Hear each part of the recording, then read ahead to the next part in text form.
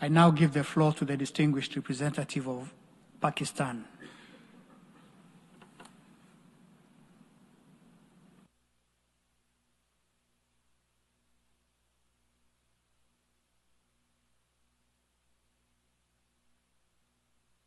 Mr. President, we align ourselves with the statement delivered by the permanent representative of Denmark on behalf of the 10 elected members of the Security Council, including Pakistan, who jointly tabled the draft resolution that was vetoed, and that's the reason we are here today. We greatly appreciate the role played by Denmark in coordinating the E10. President, we meet at a moment of deep concern and anguish. The Security Council, entrusted with primary responsibility to safeguard peace, once again failed to act when Gaza needed it most. A resolution intended to halt the carnage and deliver humanitarian relief was blocked, leaving millions to their unfortunate fate. For the elected 10 members of the Council, this was no routine diplomacy. It was an urgent effort to answer the cries of a people trapped in bombing, in the rubble, famine, and despair. The failure to move forward was bitterly disappointing. But paralysis in one chamber must not mean incapacity across the United Nations or across the international community. For the truth is stark. Gaza has been pulverized. Families huddle under broken concrete, searching for children who will never return. Hunger stalks every street. Famine has already taken hold in Gaza City and threatens to engulf Khan Yunis and Deir al-Balah. More than 66,000 Palestinians, the vast majority women and children, have been killed. Homes, schools, and hospitals have been deliberately wiped out. This is not war. It is the erasure of a people's future. And Israel, the occupying power, must be held fully accountable. The anguish of Palestine has rightly been at the very heart of this year's general debate.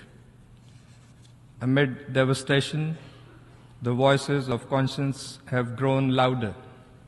The convening of the two-state solution conference, the recognitions of Palestine by more states, and the rising calls worldwide for a ceasefire and a durable solution of the Palestinian question offer rays of hope in this darkness. President, the recent consultations held by President Trump with the Arab and OIC leaders, the announcement of a plan by the US are noteworthy developments that have been widely welcomed.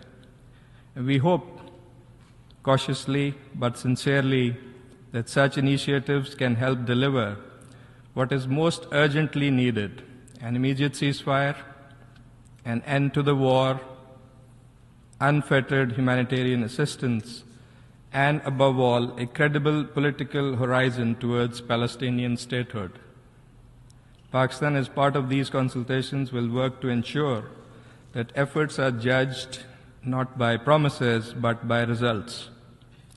Stopping the killing, ending the occupation, reuniting families, rebuilding Gaza, and guaranteeing protection and dignity to the Palestinian people.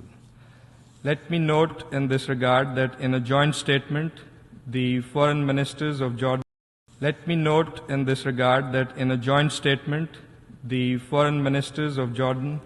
the UAE, Indonesia, Pakistan, Turkey, Saudi Arabia, Qatar, and Egypt welcomed President Trump's efforts, including his announcement that he would not allow the annexation of the West Bank.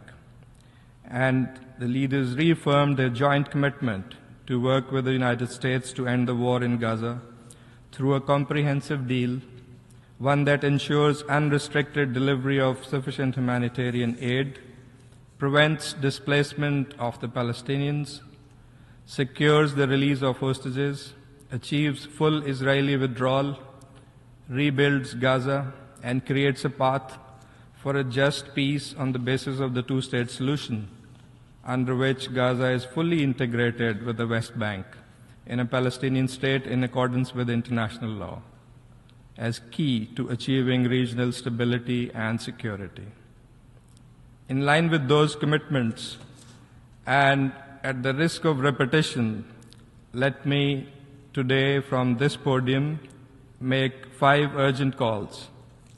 1. An immediate, unconditional, and permanent ceasefire across all occupied Palestinian territories.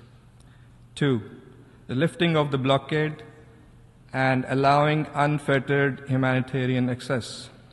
3rd, the release of all hostages and Palestinian prisoners. 4th, a complete end to forced displacement, settlements, and any designs for annexation. 5th, a credible, time-bound political process in line with international legitimacy to establish an independent, sovereign, and contiguous state of Palestine based on the pre-1967 borders with Al-Quds al-Sharif as its capital. President, the Palestinian people are the masters of their own destiny, and it's very clear that destiny is freedom. Palestinians can no longer be denied their right to self-determination. Peace cannot be postponed any longer. Pakistan will remain steadfast in solidarity with the Palestinian people. We will stand with all those who seek peace. We will stand with all those who strive for justice. Only through decisive and principled action can we restore faith in humanity and achieve the long-coveted peace in the Middle East. I thank you.